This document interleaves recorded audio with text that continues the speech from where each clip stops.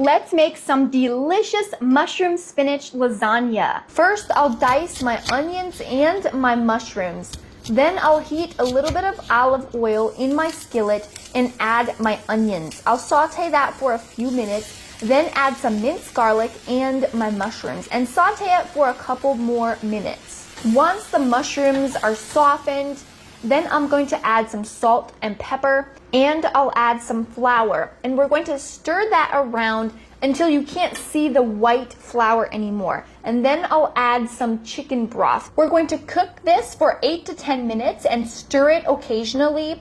That'll thicken it up, and then we'll add our heavy cream. We're going to simmer it for another 8 to 10 minutes, and then I'll turn off the heat and add some shredded cheese and some spinach little by little. Once the cheese is melted and the spinach is wilted, then you can taste the sauce, and if it needs more salt or pepper, you can add some. Then the sauce is done, and I cooked my lasagna noodles beforehand. So in a 9x13 baking dish, I'm going to add a little bit of sauce, not too much, just a little bit.